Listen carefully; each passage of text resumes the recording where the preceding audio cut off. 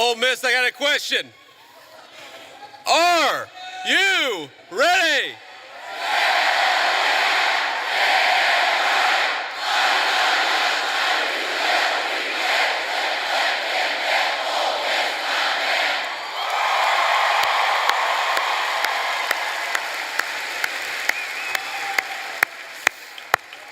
Wow, that was impressive. They told me that would be impressive, and they were exactly right. So let me say a few words of thank you first to my dear friend and the widow of my dear friend Charlie Kirk. Erika, you have been such an amazing inspiration to the entire country. How much do we love Erika Kirk? She's done a hell of a job.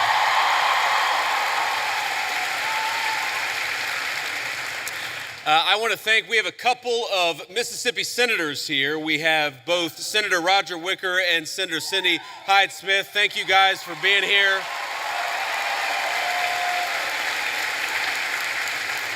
We have the governor of Mississippi with us. We got an all-star crowd here. Governor, thank you for being here.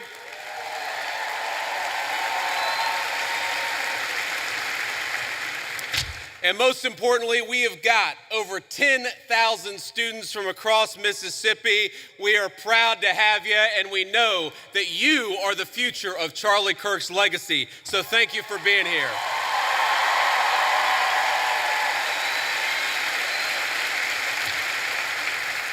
You know, I got this whole speech written, and I'm not going to deliver any of what I had written. I'm just going to speak from the heart, because that's what Charlie would so often do. And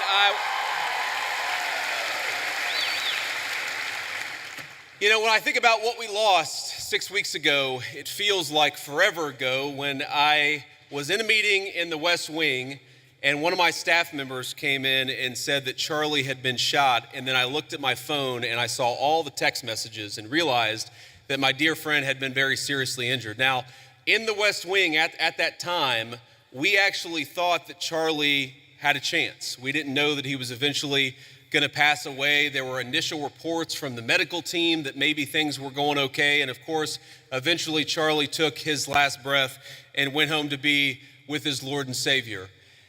I remember thinking at that moment, first, of course, about Erika and the children. They've got their oldest, their daughter, is very similar in age to our youngest child. And I remember thinking, what a terrible tragedy for that family. And the second thing that I thought was, what a terrible tragedy for the United States of America.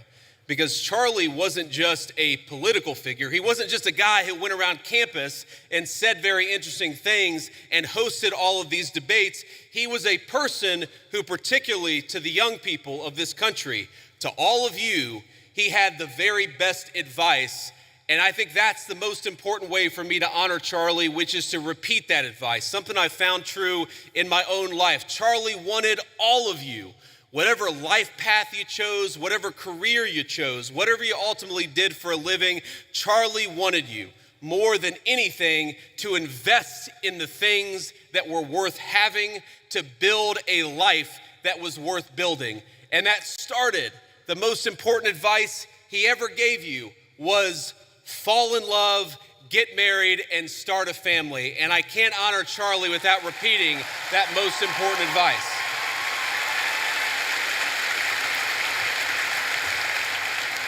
Now, most of you are probably too young to have found the person you're going to spend the rest of your life with. Some of you are lucky enough to have found that person already. But I will tell you, if you're as lucky and blessed as I have been, it hits you like a ton of bricks. And I found that person in my lovely wife, Usha, our second lady, who is here with us today. She's sitting in the audience somewhere, I don't know where. But I love you, honey. And have children. That's something Charlie also always told. I grew up in a generation. I'm 41 years old. I'm a millennial. And if you're being uncharitable, you would call me a geriatric millennial, which I really hate. I really hate being called a geriatric millennial. But here I am at 41 talking to all of you like I've got great wisdom. Here's the thing. The one regret, the only regret that I really have in my entire life, and I've made plenty of mistakes, but the one regret that I have is that, frankly, I wish we had started having kids sooner. Because when you're a young father, you realize what an incredible blessing they are, but they're also very exhausting. And I know here at Ole Miss, we like to party a lot. And I know at Ole Miss, occasionally some of you will have a few drinks on a Friday or Saturday, or hopefully not a Tuesday night, but I'm sure that happens from time to time here in SEC country. But here's the thing, when you go out until 3 in the morning and wake up at 6 a.m. for class, the thing that I've learned in my old age is that incredible energy, God actually meant it for another purpose, and that purpose was to help take care of a family. So while you're young, have those babies if you're able to. That's something Charlie said all the time.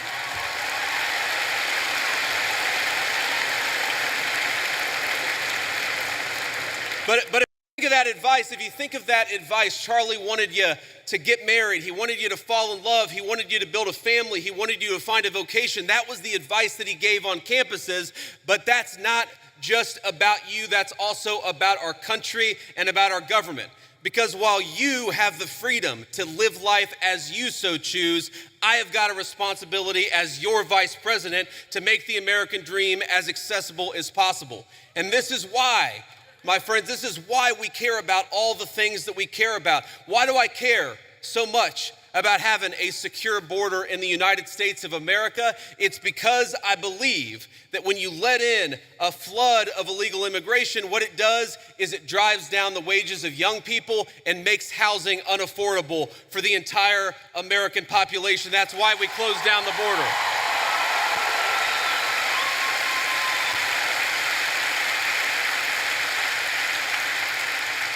The left will say our immigration policy is about hating immigration, hating immigrants. We don't hate anybody. We love our fellow citizens, and because we want them to have the American dream, we shut that border down the very first day that Donald J. Trump was the president of the United States.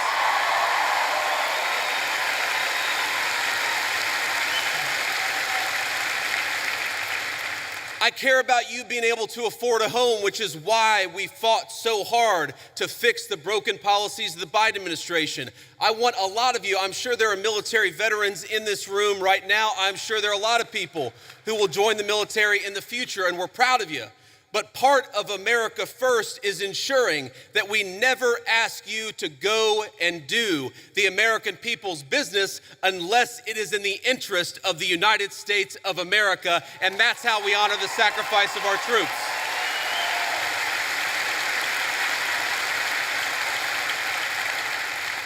And that's why, my friends, that's why we care so much about free speech, as Charlie lived and died for the basic principle that we ought to be able to talk about our differences, we ought to be able to debate them, and we ought to have faith that the best way to make sure that the best idea wins is to actually just have a discussion. And that is what this event is all about. That is what Turning Points USA is all about. And I am so proud, and most of all, I'm so grateful to each and every person, whether you're a Republican or a Democrat, for coming out and honoring one of the most important parts of Charlie's legacy, because we're gonna have a discussion tonight, and that's what Charlie would want us to do.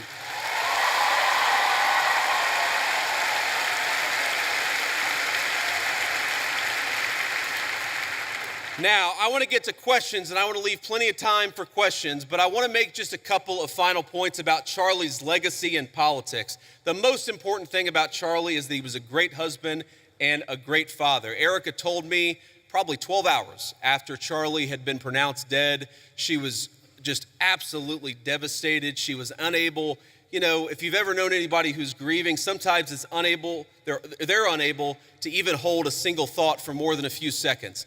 And what Erika told me, and I'm gonna get a little emotional, is that she said that Charlie never yelled at her, he never cussed at her, and that to me is a great legacy to leave as a husband and a father, for your wife to be able to say that my husband was always good to me, and Charlie was a good man.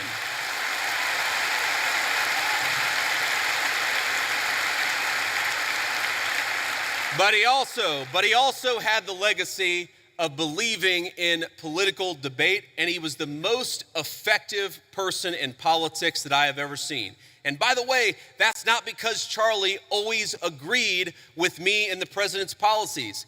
I remember one time in particular where Charlie Kirk called me, and guys, he was mad. It was one, I wouldn't say the last conversation that I had with him, but it was in the last few months of his life.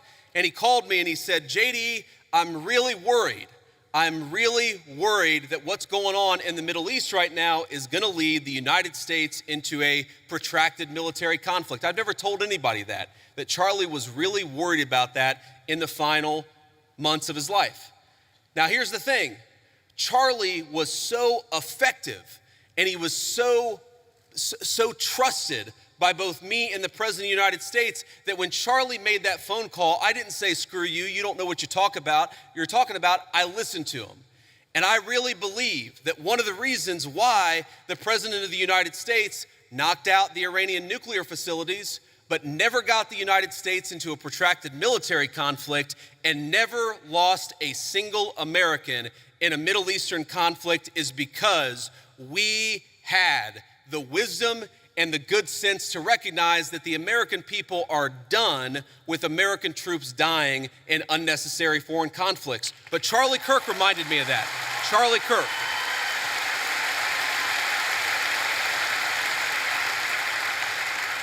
So that was a great moment for our country. It was a great moment for my friendship with Charlie Kirk, because friendship is not just about telling everybody what they want to hear. It's not just about agreeing with everybody all the time. It's about having the trust in another human being that you can tell them they're wrong and actually encourage them to change their mind. Or in that case, not necessarily even tell us that we were wrong, but make sure that we were thinking about all the options. And of course, under the president's leadership, we were doing exactly that. But Charlie was so good at that.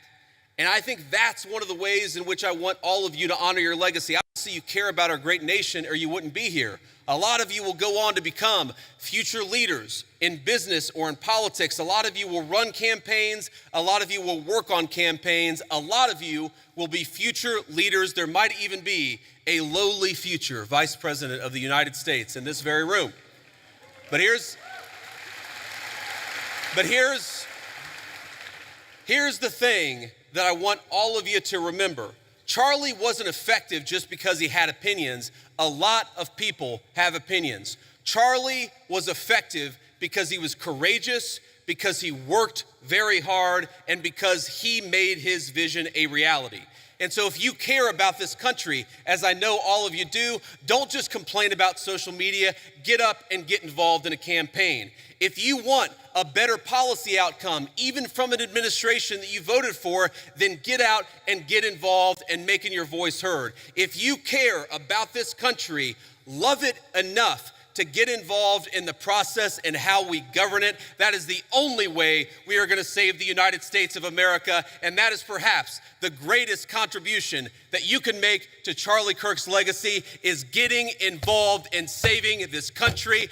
I'm in the fight, and I know every single one of you are with me. God bless you, and thank you for having me.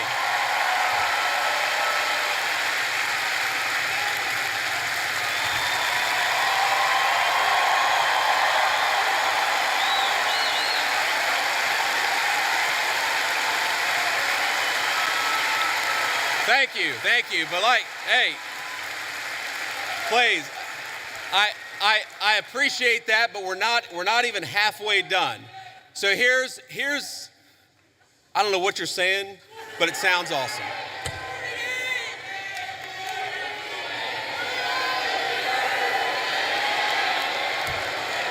Let's not get ahead of ourselves, ladies and gentlemen. What we're going to do next is actually take some questions. And I remember one of my favorite things about Charlie, not that there aren't going to be some questioners who agree with me, but if you disagree with me, I would ask that you come to the front of the line, because we want to talk to people we agree with. We also want to hear from people we disagree with. It is hard for me to see because the spotlights are very bright, but whoever's in line, go ahead and ask your question. Oh, there we go. Okay, now I can see you. How you doing? Hi, Mr. Vice President. Thank you so much for being here. My name's Lucy. And I'm Ellie, and we're with the Turning Point chapter for this question. Thank you, guys. Can you tell us how your faith helps you in your role as Vice President? Well, I appreciate that. That is a very good question. And this is another way in which Charlie has affected my life. I would say that I grew up, again, in a generation where even if people had very deep personal faith, they didn't talk about their faith a whole lot. And I grew up in a country where you just didn't hear political leaders talk about their faith. But the reason why I try to be the best husband I can be, the best father I can be, the reason why I care so much about all the issues that we're going to talk about is because I believe that I've been placed in this position for a brief period of time to do the most amount of good for God and for the country that I love so much. And that's the most important way that my faith influences me. Is we all get a limited opportunity to make a difference. And if you believe as we believe, you believe that God, you believe that Jesus Christ has a plan. And sometimes we don't understand that plan. By the way, one way I don't understand that plan is why my friend lost his life 6 weeks ago. Sometimes I get pissed off about that. But what I remind myself is that there is a deeper rhythm, that Jesus Christ is the author of the fate of human history, and we are charged to do everything that we can to effectuate that vision, to make our country a more virtuous place, a more prosperous place where people can raise a family and not be persecuted for their faith, but teach their children their faith. That recognition that all of us have a duty. And I have two very important duties as Vice President of the United States, to the American people and to God, and that's the most important influence my faith has on me. Thank you.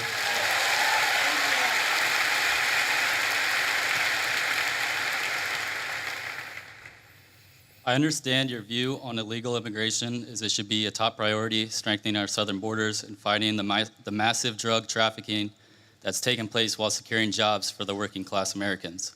Also, deporting every single person who's invaded our country illegally, which I 100% agree on. My question to you is, what is your view on legal immigration? Personally, I have a girlfriend who's studying in America off a visa. Our hope is eventually getting a green card. So what is your view on legal immigration? Should we reduce it? Also, what is your plan for a merit-based system? Yes, sir. Well, I appreciate the question. And look, my honest view is that right now, America, thanks in part to the Biden border invasion, but also thanks in part to a lot of bad immigration policy, right now, we have let in too many immigrants into the United States of America. That is just a fundamental reality. Now,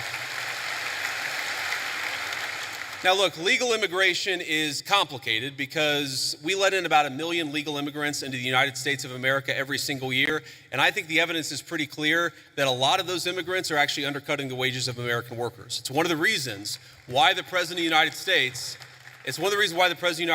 and a lot of us in the administration have encouraged H-1B reform, because if you look at the H-1B visa, what it's supposed to be is that you have a super genius who's studying at an American university, who's working at a great company. You want that super genius to stay in the United States of America and not go somewhere else. What it's actually used to do is hire an accountant at a 50% discount to an American citizen. I don't think that we should be hiring accountants from foreign countries when we've got accountants right here in the United States that would love to work for a good wage.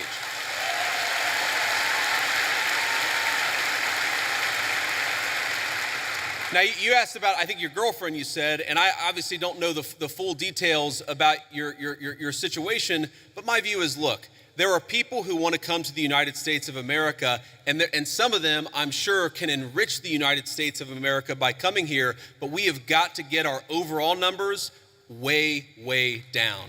Too many people have come into the United States of America.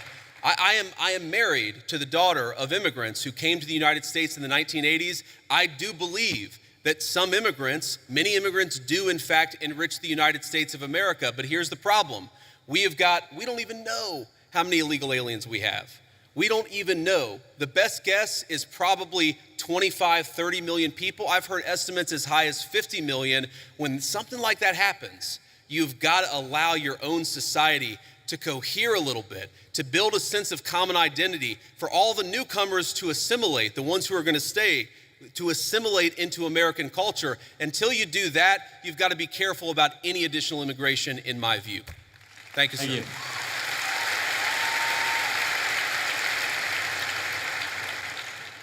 Hello, I have a question about Israel and Trump's policy towards it. Do you think it's a conflict of interest for Miriam Adelson, an Israeli donor, to give millions of dollars to his campaign and then Trump have pro-Israeli policies? Well, if you're asking, do I think the President of the United States has a conflict of interest? No, I do not, because I know how the President of the United States makes his decisions and I see it behind the scenes. Now, as the President himself has said, Miriam Adelson, who, by the way, I know and I have a very good relationship with her, she is very clear about the fact. She doesn't hide the fact that she really loves Israel, and that is part of what motivates her political giving. That is a reality. At the same time, the President of the United States is America first through and through. And let me give you just a couple of examples of this. Number one, we have heard from some pro-Israel voices, some people who really love the state of Israel, that they don't want us to have a relationship with certain Middle Eastern countries. Well, the president, his attitude is, we need to build relationships with any country where we have shared interests, and he's going to do it if it's in the interests of the American people, and he's done exactly that. Number two, there were people, and I remember this criticism of the President of the United States, I just raised it in the context of a conversation that I had with Charlie. I remember when people said that the President of the United States was going to get us into a multi-100,000 troop regime change war for Israel. This was 4 months ago, this was 6 months ago. Now, the people who accused the President of the United States of wanting to get us into a regime change war for Israel, I wonder if they stepped back and said, you know what, we were wrong about that, because the President of the United States did not want to get us into a regime change war for any other country. He wanted to knock out a nuclear facility and get everybody back home, and that's exactly what he did. So I understand there's some frustrations out there, but I think the President of the United States, more than any president of my lifetime, is willing to stand up to anybody if he thinks it puts the interests of the American people first. Thank you. Hello, Vice President Vance. How you doing? Good. I have a question. Do you condone large private corporations such as Palantir hoarding data caches on U.S. citizens? No, I don't condone it. And here's the thing. So I get asked about Palantir a lot because there's this internet meme out there that somehow I am super in bed with Palantir. And here's the thing that I'd say about this. Palantir is a private company. They sometimes do a useful service, and sometimes they're going to do things that we don't like. You should be demanding that your representatives do two things when it comes to Palantir or when it comes to any other technology company. Number one, protecting your data. What's going on with artificial intelligence is going to mean that there are massive inducements to steal your data, to harvest it, and to use it against you to sell digital advertisements. That is not what I believe in, and I've been fighting against it, whether it's Palantir or any other technology company, literally before I ran for office. When I ran for office, I was criticized by Republicans in my Republican Senate primary because I was talking then about Google and Facebook harvesting our data. It's unacceptable. I don't care who does it. I don't want them to do it. Number two, and this is also very important, what's going on with artificial intelligence, we got to be worried about large-scale surveillance, okay? Everything, when you asked about Palantir, do you know that every time you make a credit card transaction, the credit card companies are collecting data on how you spend your money? Do you know that every time you linger over a link on the internet for more than a half second, the search engines are collecting data on you so that they can sell you advertisements? One of the biggest questions for American policy over the next 10 years is how to ensure that you are a sovereign citizen. And you cannot be a sovereign citizen if any private corporation or any government can steal something from you that belongs to you. Yes, sir. Thank you. Thank you.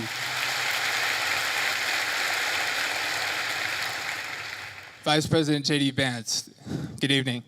Thank My you. question is, the Republican Party, they stand for the right to bear arms. A lot of things the founding fathers really made a priority. Sure. And I feel as if requiring Christianity in public schools goes against the founding fathers' wish of freedom of religion. What do you think about that? Well, I guess, who is saying that we require Christianity in public schools? Just from what I've seen on the media and the news, it seems like the Trump administration had wanted to make praying in schools and Christian values incorporated. Well, look, I think Christian values are a good thing, and I'll talk to you about why I think that's a good thing, but that's separate from forcing people to pray, which I don't think that anybody, certainly no Christian that I know, would ever support or ever endorse. And let me just say something generally about all the people. I see there's a big line, and I hope I can get to everybody's question.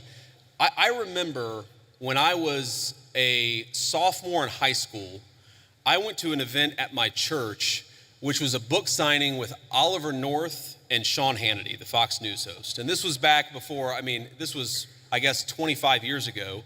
And so neither of these guys was maybe as big as they are today. And I remember standing in line and I'm about to say hello to Oliver North and Sean Hannity. And I remember thinking to myself, I was so nervous. All I need to do is shake their hand, give them a firm handshake and tell them my name. And that's what I'm thinking. Firm handshake, tell them my name. Firm handshake, tell them my name. And I get to the front of the line and Sean Hannity looks at me and he says, "How are you doing?" And I totally panic and I go, JD. Because I had rehearsed shaking and saying my name. My point is, I admire your guys' courage, and please don't be nervous. If you need to work through a question, think about it, speak it. We're all here to have a nice conversation, and we're all supportive of it. Here's the thing when you talk about forcing, I'm gonna answer your question, forcing Christianity, forcing people to pray. There's a liberal idea out there that I think is wrong, and that's that liberalism is the source of freedom of religion. And actually, if you go back to the original founding documents of the United States of America, if you go back to the Anglo legal tradition, well before there was ever a United States of America, what you find is that freedom of religion is actually a Christian concept. And the reason it's a Christian concept is very simple. Because Christianity, Imago Dei, the idea that we are all made in the image of our Creator, means that we must respect the free will of every single person. Now, part of that is you have a conversation with people. Having free will doesn't mean that you're not allowed to encourage somebody, that you're not allowed to talk to somebody about your faith, that you're not allowed to talk about certain values in school. When our founders talked about freedom of religion, they didn't mean you weren't allowed to say a Christian prayer in a public school or that you weren't allowed to talk about Jesus Christ in a public forum. They just meant that nobody could force you to profess the Christian faith. That had to come from your own free will. And I believe that, and I think every Christian who I've ever spoken to believes that the source is the Christian, the source of your faith, the Christian understanding must be your own free will. But here's the thing about Christian values. There are a lot of Christian values out there that I think that we've just sort of assumed and we've in fact taken for granted. Christian values are the idea that you should respect every single person as an individual, whatever the color of their skin, created in the image of God. That's a Christian concept. And in fact, it was a Christian empire, Great Britain, that abolished slavery to begin with. The idea that we should eliminate child sacrifice. What did the Christian settlers find when they came to the New World? They found a lot of civilizations that were murdering babies in weird religious rituals. It was Christianity that said we don't kill children just because they're somehow inconvenient to people. A lot of the things, human rights, the very idea that human beings have rights are a Christian concept. And so I'd ask you, my assumption based on the question is that you're skeptical of Christianity, or at least of certain public professions of Christianity. One of my favorite Bible verses is, "By your fruits ye shall know them." And I think that the fruits of the Christian faith are the most moral, the most just, and the most prosperous civilization in history. I make no apologies for believing that Christianity is the pathway to God. I make no apologies for thinking that Christian values are an important foundation of this country, but I'm not gonna force you to believe in anything because that's not what God wants and that's not what I want either. So, Go ahead. with the school system, do you agree that there should be Christian implementation, or do you think that school system should be neutral and be focused on science, literature, reading, writing, arithmetic? Well, I reject the idea that anything is purely neutral. Okay, there are, for example, let's take a basic scientific fact, and this is a little spicy. I'm not trying to make this too controversial, but take the basic scientific fact of, can you take a pill to change your biological gender? Okay, now that's something that 15 years ago, quite literally, every single scientist in the Western world would have said, absolutely not, that's crazy, and now people will. I think the premise of your question, I don't totally share it because I don't think perfect neutrality is possible. What is it? You talk about history. Was Christopher Columbus a great explorer, or was he a guy who committed genocide against the native populations? These debates, I'm happy to have them, but I reject the idea that there are truly neutral debates. Anybody who's telling you their view is neutral likely has an agenda to sell you, and I'm at least honest about the fact that I think the Christian foundation of this country is a good thing. Next. Okay, thank you. And for the pill you're talking about, what do you mean specifically? Are you talking about testosterone, estrogen? Yeah, I'm talking about hormone replacement therapy. That's what I'm talking about. Just to be respectful, let's keep it going. Yes, thank you. Have a good night. You too. Hello, Mr. Vice President. Thank you so much for giving this opportunity to talk here today. I did not agree with many of the things that you said right ahead of this, but I don't think that's my point to discuss here. What I want to ask is, you are married to a woman who is not Christian. In her Wikipedia, I mean, I just looked that up. I wanted to know what her faith was. I didn't know this before. But she still calls herself Hindu. You are raising three kids in interracial, cultural, racial, religious household. How are you maintaining, or how are you teaching your kids not to keep your religion ahead of their mother's religion? Or how are you teaching them that your kind, they're that kind who got here just few years or few decades ago is different or is better than your mom's kind who got here just a generation before? How are you balancing that? And when you talk about too many immigrants here, when did you guys decide that number? Why did you sell us a dream? You made us spend our youth, our wealth in this country and gave us a dream. You don't owe us anything. We have worked hard for it. Then how can you, as a vice president, stand there and say that we have too many of them now and we are going to take them out to people who are here rightfully so by paying the money that you guys asked us? You gave us the path, and now how can you stop it and tell us we don't belong here anymore? And one more thing. Do you have to There's be... a lot there. I don't know if I'm going to remember all this, but I will try. I'm sorry. I had to say all of this, and please take it with due... I'm saying all of this with due respect. Go ahead. Please. I have no intention of causing a scene here or anything, but... We're not close to causing a scene, don't worry. But we talked about Christianity, all of this. I'm not even Christian, and I'm here standing to show support. Why are we making Christianity one of the major things that you have to have in common to be one of you guys, to show that I love America just as much as you do? Why is that still a question? Why do I have to be a Christian?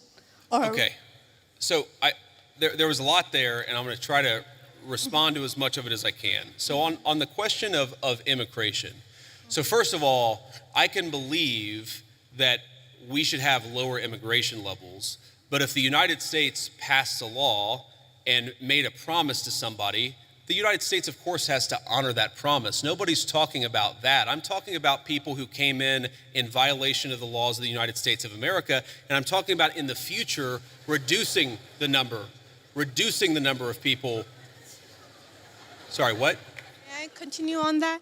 Because when you just said you are not stopping with the people who came here legally, right? But you are pushing out policies that hurt us. And these policies are not even solving the problems. These policies are just creating chaos. No, ma'am. Okay, so again, I'm gonna finish answering the question, and then if I've answered all 9 of your questions in less than 15 minutes, then we can keep on going. We got to have a little fun, right? So here's the thing. I can believe that the United States should lower its levels of immigration in the future, while also respecting that there are people who have come here through lawful immigration pathways that have contributed to the country. But just because one person or 10 people or 100 people came in legally and contributed to the United States of America, does that mean that we're thereby committed to let in 1 million or 10 million or 100 million people a year in the future? No, that's not right. We cannot have, I'll go and finish. We cannot have an immigration policy where what was good for the country 50 or 60 years ago binds the country inevitably for the future. There's too many people who want to come to the United States of America, and my job as vice president is not to look out for the interests of the whole world, it's to look out for the people of the United States.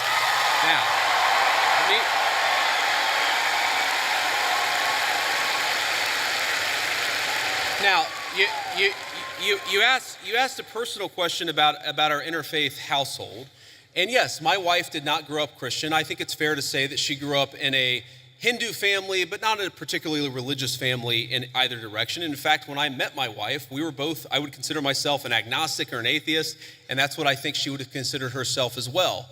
You know, everybody has to come to their own arrangement here. The way that we've come to our arrangement is she's my best friend. We talk to each other about this stuff. So we decided to raise our kids Christian. Our two oldest kids who go to school, they go to a Christian school. Our 8-year-old did his first communion about a year ago. That's the way that we have come to our arrangement. But, thank you. My 8-year-old was also very proud of his first communion. Thank you, guys. I'll tell him that Old Miss wishes him the best.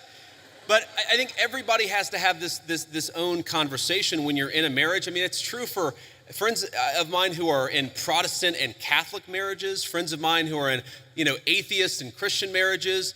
You just got to talk to the only advice I can give is you just got to talk to the person that God has put you with, and you've got to make those decisions as a family unit. For us, it works out.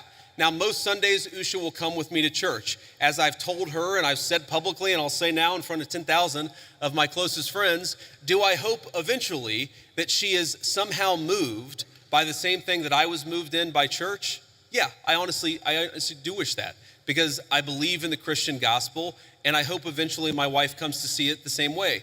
But if she doesn't, then God says everybody has free will, and so that doesn't cause a problem for me. That's something you work out with your friends, with your family, with the person that you love. Again, one of the most important Christian principles is that you respect free will. Usha's closer to the priests who baptized me than maybe I am. They talk about this stuff. My attitude is you figure this stuff out as a family, and you trust in God to have a plan, and you try to follow it as best as you can, and that's what I try to do. I want to make a final point. So I don't want to cut you off. I want to be respectful to all the people behind you in line, but I want to make this point about immigration, okay? If you ask the question, what is the exact right number of immigrants for the United States to let in, it is just very specific on the context. If you go back to the 1920s, the United States passed an Immigration Reform Act that effectively cut down immigration to close to zero for 40 years in this country. And what happened over those 40 years? The many people who had come from many different foreign countries and different foreign cultures, they assimilated into American culture. And there was an expectation that they would assimilate into American culture. I think we have two problems in our immigration system today. And my guess is you're probably a slightly more leftist political persuasion, liberal political persuasion, maybe not. But here's the thing.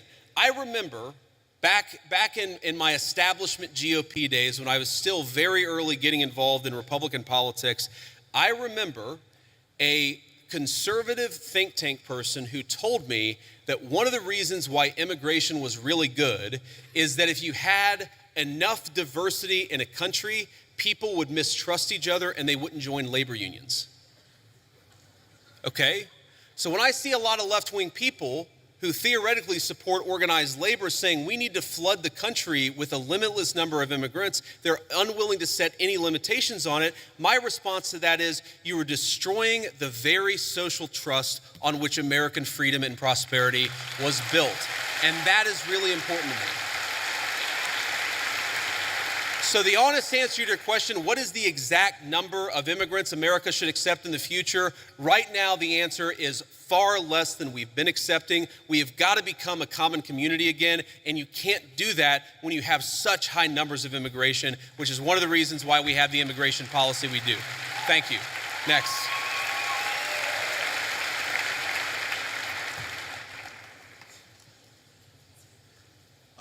Good evening, Vice President Vance. I just want to say it's an honor to actually be able to talk to you. It's an honor to be here. Thank you. Thank you.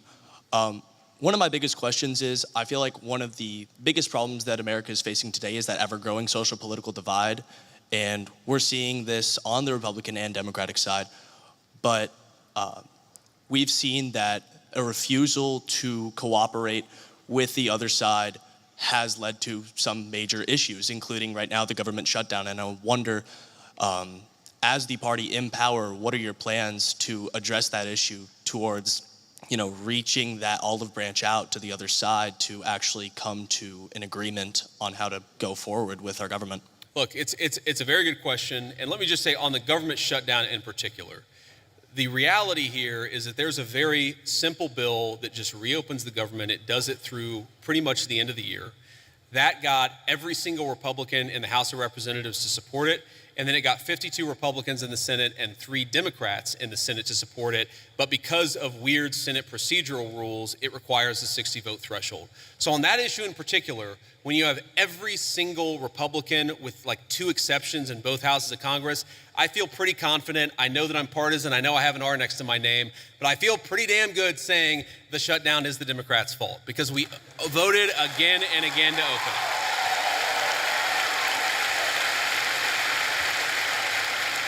Now, but there's a broader question there, and I think most Americans, whatever their political persuasion, would actually like the country's political parties to work together better to solve the problems. And look, and I agree with that. And my approach when I was in the United States Senate was to try to find some issues where we could agree with the other side on and try to work with them on it. And let me give you one example. I really worry about concentration in the corporate sector. I worry about big corporate monopolies. I worry that when you have only 1 or 2 companies dominating an entire sector, it's bad for liberty and it's bad for prosperity. So you may be shocked to hear this, but I actually worked with Elizabeth Warren on some anti-monopoly stuff when I was in the United States Senate. But here's the problem. The problem is there is actually a lot of things where we could work across the aisle. There are a lot of President Trump is in my view, you haven't seen organized labor ever get behind a Republican at least in 100 years like they have behind Donald J. Trump. There are a lot of areas of common ground on that question. The problem is, as reasonable as some of these people can be in private, in public, the current obsession of the Democratic Party in leadership, I'm not saying every Democrat in the country, but the current obsession of every Democrat in Congress is get President Trump, fight President Trump, attack President Trump. It is impossible for us to work across the aisle unless a person is willing to put down their partisan sword, shut the hell up about fake scandals related to Donald Trump, and actually work with us. That's the way you make this happen. Next. Thank you. Thank you. Next. I'm going to try to get through as many as possible, guys. Thank you. Good evening, Mr. Vice President. Hello. Hi. I actually drove here all the way from Memphis, Tennessee. Go Tigers. So I'm sure everyone here is aware of the Memphis Safe Task Force that has been in the city for about a month now, and I checked a little earlier. As of this morning, I believe they've arrested 1,700 people and seized about 300 illegal guns. So I want to ask, how does this law enforcement objective jive with Attorney General Pam Bondi's pledge to make the Department of Justice a more pro-Second Amendment Department of Justice? Because I'm sure most people in here support the Second Amendment.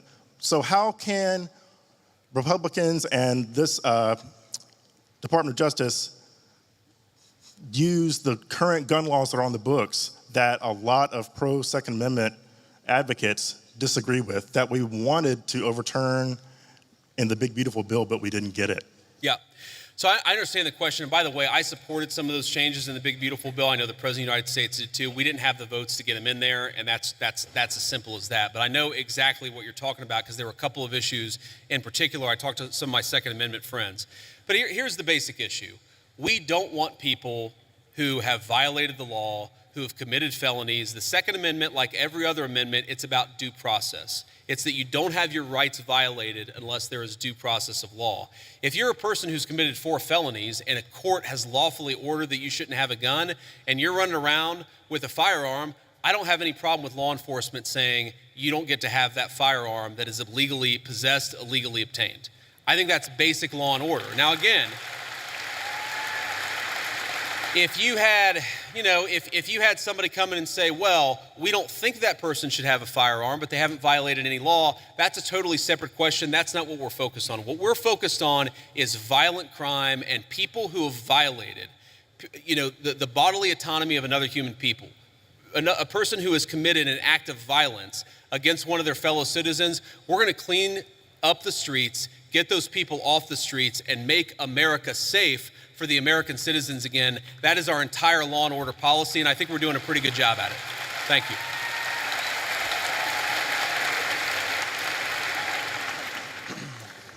Thank you for the opportunity to speak. I'm a Christian man, and I'm just confused why that there's this notion that we might have owe Israel something, or that they're our greatest ally, or that we have to support this multi-hundred-billion-dollar foreign aid package to Israel to cover this, to quote Charlie Kirk, ethnic cleansing in Gaza.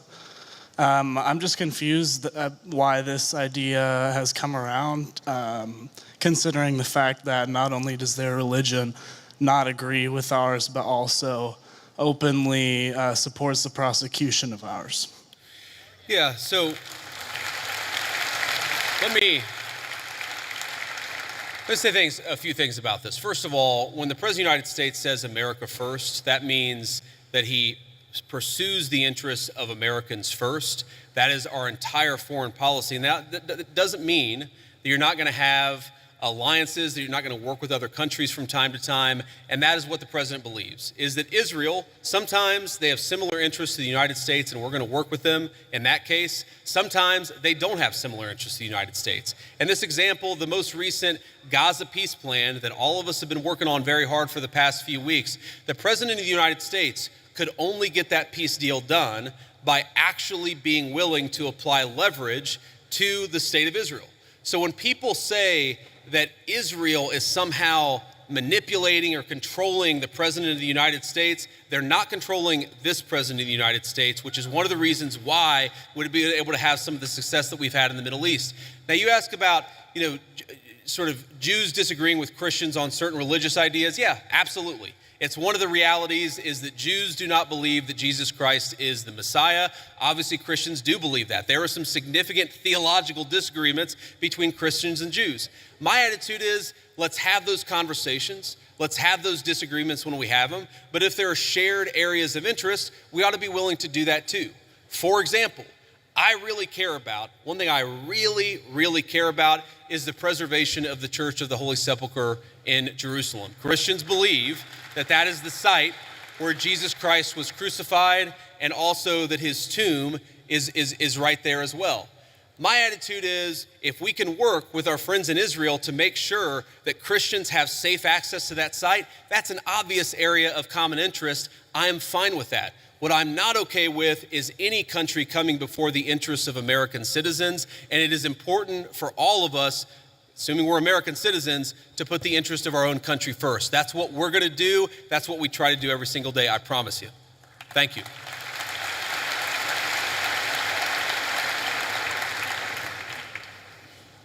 Hi, Mr. Vice President. I'm the president of our pro-life organization here at Ole Miss, Rebels for Life.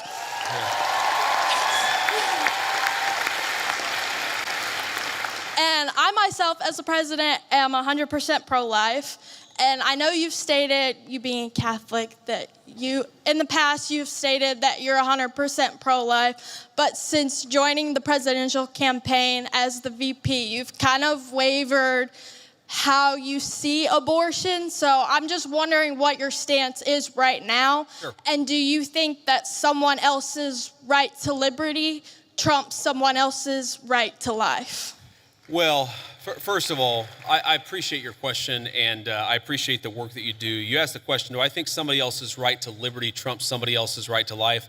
No, I do not. I, in fact, do not believe that. Now, you said, and I'm going to take issue with something you said, just the premise of the question, which is that I've wavered on the pro-life issue. I really do believe that the president has been the most pro-life president in the history of the United States of America. Now, that said, there are two things that I think we have to keep in mind here. Now, one is the very, very hard question of, when we talk about our abortion policy, there are some very, very difficult edge cases. There are cases where you've got, an 11-year-old girl who was raped, who it would be unsafe for her to bring the baby to term.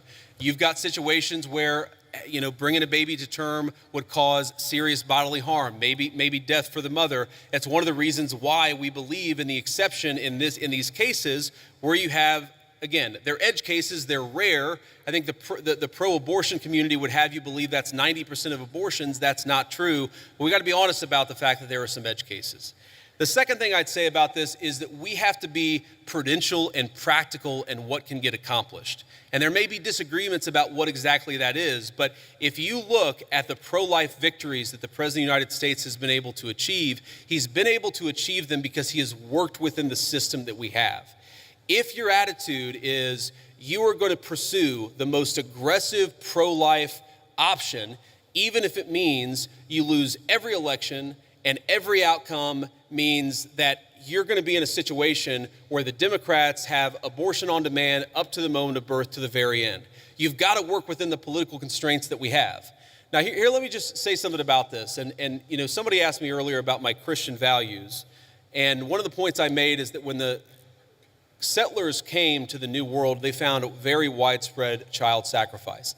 I imagine there are some people who don't agree with my view on the pro-life issue. Let me just make an observation. If you go to historical archaeological sites where there were brothels, and the two oldest businesses in the world are gambling and prostitution, so there were brothels even in very ancient civilizations. If you go back to ancient brothels and you dig up the bones of the women who were working in these places, you will very often find a lot of children who were buried with them. And the answer is that whenever a society decides to discard innocent babies, they also don't treat their women very well. And whenever a society mistreats its women, it is very often the babies who come right after that. There is a reason why Christian civilization ended the practice of child sacrifice all over the world, and it's one of the great accomplishments of Christian civilization. I believe that we should try to be protecting every unborn life. There's a question of exactly how we do it, but I would never say that anyone's right to life should be sacrificed. Thank you, ma'am.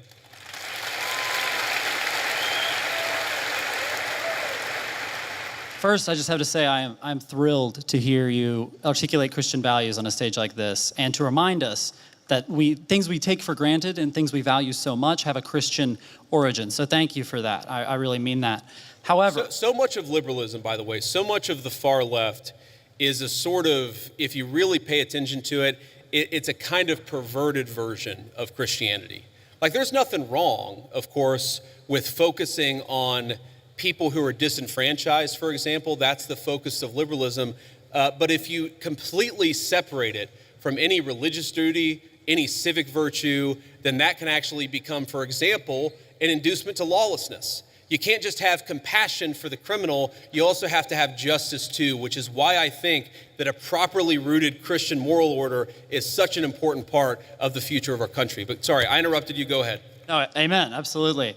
Now, as much as I hope and pray that we can be a nation of Christians, the idea of a Christian nation scares me.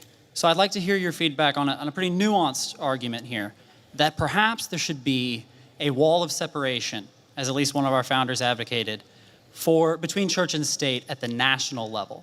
However, that line can and should get blurrier as we descend to the community level. And perhaps that is actually the system, the structure that our founders gave us when they said Congress shall make no law establishing a religious body. However, states did have close relationships with churches at that time.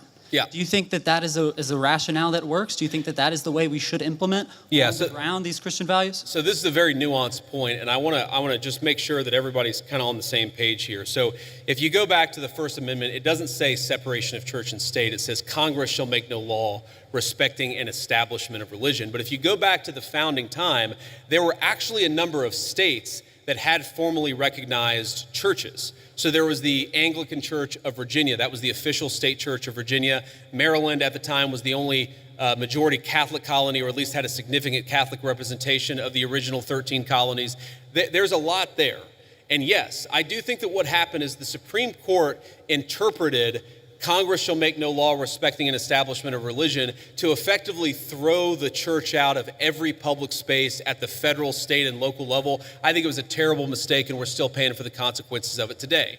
But and I think this is your point, if you were to undo that, if you were to get back to a system actually meant by the founders where Congress is not setting up an established religion, but people in their local communities can kind of do whatever it is that they want to do, I think that would be a better system than what we have today. But I think the most important principle that we have got to remember is you do not have to completely kick God out of the public square, which is what we've done in modern America. It's not what the founders wanted. It's not good for the United States of America. And anybody who tells you it's required by the Constitution is lying to you.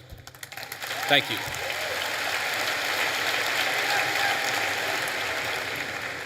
Hello, JD. How you doing today, man? Good. How you doing? In the wise words of Ricky Bobby, I don't know what to do with my hands. Don't feel bad. Neither do I half the time, man. Okay. First off, yeah, laugh it up. Okay, first off, I just want to say I am a huge supporter of the Trump administration. I was 3 months too late to vote for you guys, but if I could have, I would have. So I'm a huge supporter of you guys before I make my argument, but there is something you guys are doing that is kind of disturbing me a little bit. Okay, go ahead. Thank you. You guys have sent the military into Washington, D.C. and a few other cities that I can't think of off the top of my head, which first off, they've had wonderful results. Like no one can deny the results of that. It's wonderful. Some might even say the greatest.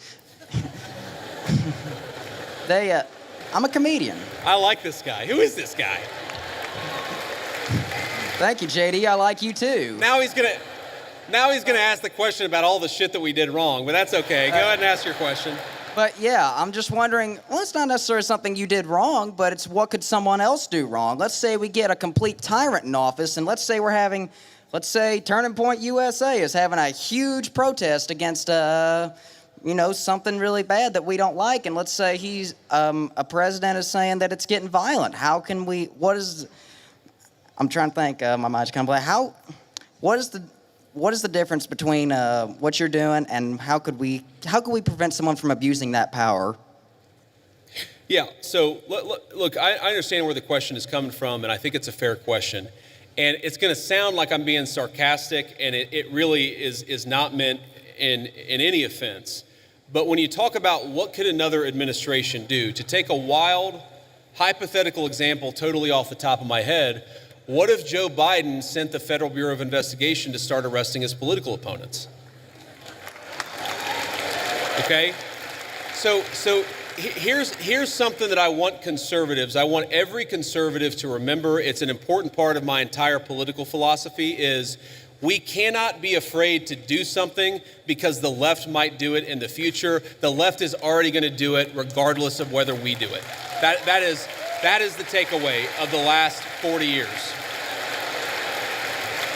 And in particular, if you look at what we're doing, if Joe Biden wanted to deploy the National Guard to a red state in a place where the murder rate was twice what it is in third world countries to actually go after murderers, that would be a great use of the National Guard. Unfortunately, I don't think Joe Biden would use it like that. What I'm worried about, frankly, is what the far left already did with American law enforcement, and that is the thing that we have to prevent against. And the answer to that question is you make sure the people who did it face penalties for using the federal power against American citizens. And by the way, That's exactly what we're trying to do. Thank you. Thank you, JD. Honor to meet you, man. Good to meet you too, man.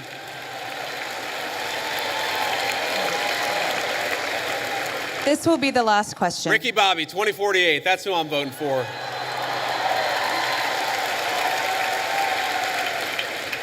This is the last, oh, wow, we've been here over an hour. That's amazing. Okay, I'm sorry, those of you who didn't get to answer a question. I tried to be as quick as I could.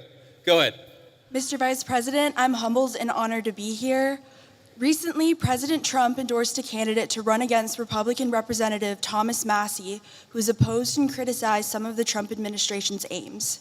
How would you address those who fear that principled disagreement or independent thinking is discouraged within the party because of how it can be framed as a betrayal instead of as internal accountability or an opportunity for debate and negotiation?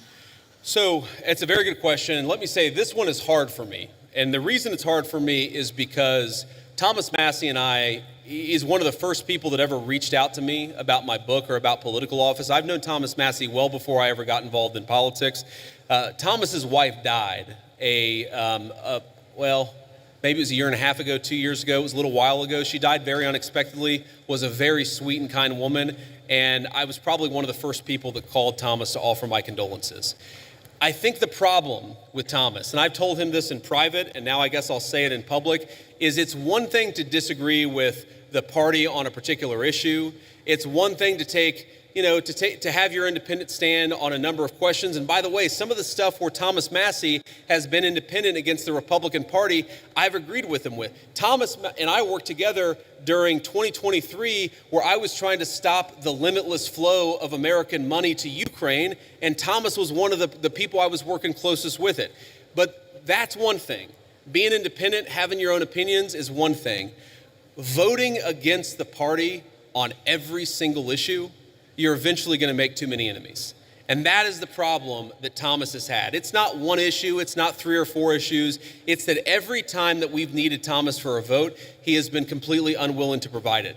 That is why the President of the United States has trained his ire on Thomas Massie. It's because we can never count on him for some of the most difficult votes. I wish that weren't the case. I say that as somebody who's known Thomas well before I got into politics, but politics is politics, and when you always vote against the party, you can't expect the party to actually back you. That's the reality. So, let me say just a couple of final things before I hit the road here. And one, it has been such an amazing honor to be with all of you this evening. I want to say 2 things.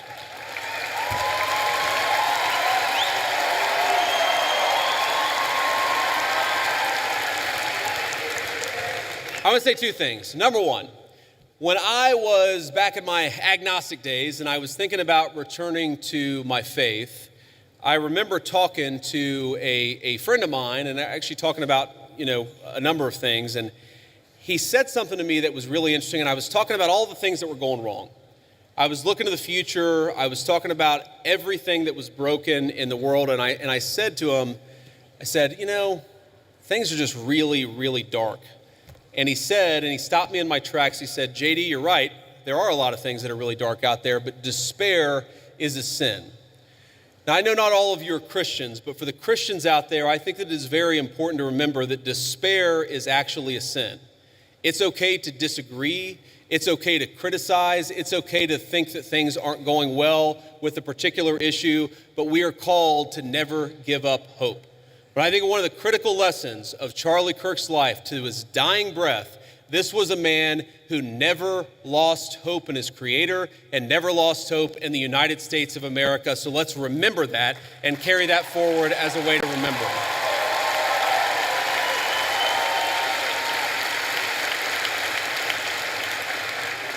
And the second thing that I want to say is, in line with despair being a sin, look, I imagine that I can tell most of you apparently agree with a lot of what I said. I'm sure that a lot of you disagree with some of the things that I've said. That's okay.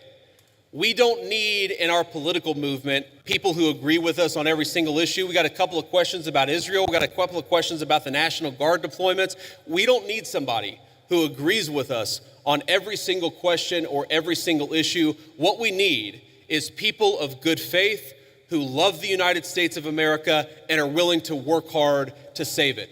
So when you look at all the accomplishments, you look at the accomplishments of the last 9 months. We inherited the worst border crisis in the history of the United States of America. We shut down the border, and net immigration is 2.5 million lower today than it was in 9 months. That means the total number of people that have been sent out of this country is 2.5 million. We have 2.5 million fewer illegal immigrants than we had. That's a great accomplishment.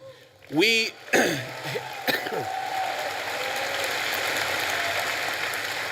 inherited a terrible affordability crisis from Joe Biden, and I'm not going to tell you everything's perfect because it was a real bad situation that we inherited, but inflation is consistently below economists' expectations, and we're chipping away at it every single day. We inherited an economy where we had the largest trade deficit in the history of the United States of America. In 9 months, Donald Trump's tariff policies have cut the American trade deficit by over half. That means we're making more of our own stuff, and we're actually employing American workers to do it. And all that is to say that very often, Charlie Kirk would call me and he would say, not attaboy, but he would say, do more, do more, do more.